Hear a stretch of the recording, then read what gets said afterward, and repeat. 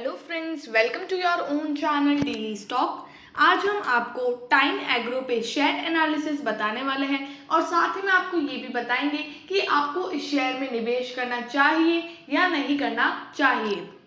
आगे बढ़ने से पहले अगर आपने हमारे चैनल को सब्सक्राइब नहीं किया हो तो आप हमारे चैनल को सब्सक्राइब ज़रूर कर दीजिएगा, साथ ही में हिट द बेल आइकन। तो सबसे पहले हम आपको बताएंगे कि हम आपको क्या क्या बताने वाले हैं। तो कंपनी के बारे में बताएगी, कंपनी काम क्या करती है, उसके कॉम्पिटिटर्स के साथ कंपैरिजन करेंगे, शेयर प्राइस चार्ट बताएंगे, शेयर होल्डिंग पैटर्न बताएंगे और क्वार्टरली रिजल्ट का एनालिसिस करेंगे। तो यहाँ पर Kansal fibre is engaged in the trading of textile material on retail basis. मतलब जो टाइम एग्रो है, जो कंसल फाइबर से भी जानी जाती है, तो ये ट्रेड करती है जो टेक्सटाइल मटेरियल होता है, जो रॉ मटेरियल होता है उसका ये ट्रेड करते हैं। मतलब एक तरफ से दूसरी साइड ये सेल करते हैं, रिटेल बेसिस पे सेल करते हैं। तो ये कंपनी का काम है। अब यहाँ पर मार्केट कैप देखेंगे तो 30.3 करोड़ का मार्केट कैप है। तो ये एक स्मॉल कैप कंपनी है। जहाँ पर आप इंडस्ट्री का प्राइस टू अर्निंग रेशियो देखेंगे तो 34 है, जबकि स्टॉक प्राइस टू अर्निंग है 20.8। तो अगर आप इंडस्ट्री पर्सपेक्टिव से देखते हैं तो ये आपको कम प्राइस पे मिल रहा है, लेकिन अगर आपको stock price to earning ratio as आप ऐसे भी देखते हो तो ये एक महंगे प्राइस पे मिल रहा है। इंडस्ट्री के कंपैरिजन में कम प्राइस मिल रहा है, लेकिन ये कंपनी जितनी है, लाइक छोटी सी कंपनी, फिर भी इसका stock price to earning ratio 20.8 है। तो एक महंगे वैल्यूएशन पे मिल रहा है। स्टॉक प्राइस है 53.3 और बुक वैल्यू अगर आप देखेंगे तो वो माइनस दिया हुआ है, माइनस में दिया हुआ है, नेगेटिव में दिया हुआ है -0.18। प्लेज परसेंटेज यहाँ पर एक भी नहीं है। डेट यहाँ पर कंपनी के पास इतना नहीं है, सिर्फ 0.16 करोड़ का डेट है। अब यहाँ पर फाइनेंशियल ट्रेंड देखेंगे तो जैसे कि 2018 में देखेंगे तो कंपनी का रेवेन्यू था 44 लाख का और उस टाइम कंपनी ने 26 लाख का लॉस किया था। 2019 में कंपनी का जो रेवेन्यू था वो 45 लाख का था, जबकि यहाँ पर कंपनी को नो लॉस नो प्रॉफिट था। लेकिन एक बात बताओ, ये जो यहाँ पर कंपनी ने रेवेन्यू लिखा जो है 45 लाख का, वो इनके ऑपरेशन से नहीं हुआ है, जो मैं आपको आगे क्वार्टरली रिजल्ट में एकदम डिटेल में बताऊंगी कि एग्जैक्टली इनको कहाँ से ये रेवेन्यू आया है। 2020 में कंपनी ने कुछ भी नहीं किया था और यहाँ पर जो लॉस हुआ है वो 16 लाख का लॉस हुआ है। मतलब पूरे साल भर में कंपनी ने कुछ भी नहीं किया है, जो बहुत ही बड़ी बात होती है। 2020 to 21 जब पैंडेमिक का पीरियड था तब कंपनी ने 33 लाख का रेवेन्यू किया है और उसमें कंपनी ने 20 लाख का प्रॉफिट अर्न किया है। मतलब जैसा रेवेन्यू कमाया उसके हिसाब से कंपनी ने अच्छा खासा प्रॉफिट अर्न किया है। लेकिन अगर आप ओवरऑल देखेंगे तो यहाँ पर कंसिस्टेंसी आपको नहीं दिख रही है, क्योंकि कभी कंपनी रेवेन्यू कर रही है, कभी कंपनी रेवेन्यू नहीं कर रही है, रेवेन्यू करने के बाद भी कभी इतना सारा लॉस आ रहा है। तो ये बहुत ही मुश्किल है कि कंपनी में कैसे निवेश करें, और भी हम डिटेल में जानेंगे यहाँ पर। जैसे कि आप देखेंगे मार्च 2019 में कंपनी का जो रेवेन्यू था वो 0 था। मतलब कंपनी ने कुछ भी रेवेन्यू नहीं किया है, एक चीज़ भी उन्होंने सेल नहीं की है। जून 2019 में भी 0, सितंबर दिसंबर मार्च जून सितंबर दिसंबर तक, दिसंबर 2020 तक कंपनी ने कुछ भी काम नहीं किया है और मार्च 2021 में 33 लाख का रेवेन्यू किया है, जो आपको यहाँ पर दिख रहा है 33 लाख का रेवेन्यू।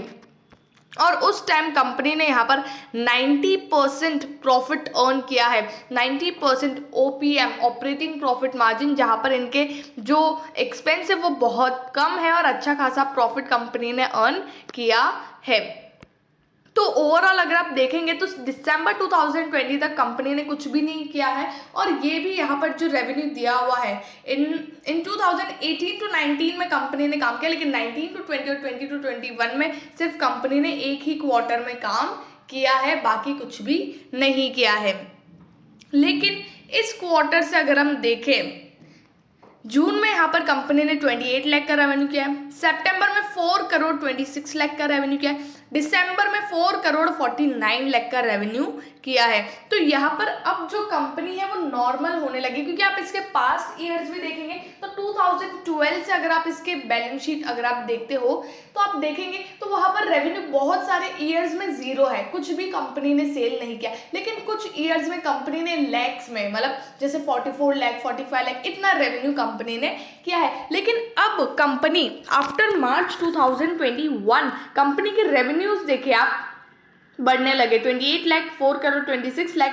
तो अब करोड़ में कंपनी खेलने लग गई है, मतलब करोड़ में कंपनी रेवेन्यू सेल उसके जो प्रोडक्ट्स है वो सेल करने लग गई है। नेट प्रॉफिट भी अगर आप देखेंगे तो कंपनी का नेट प्रॉफिट भी करोड़ के ऊपर आ चुका है, जैसे कि जून में 23 लाख, सितंबर में 42 लाख, दिसंबर में 51 लाख। तो अब कंपनी यहाँ पर अच्छा खासा रेवेन्यू और प्रॉफिट करने लग गई है।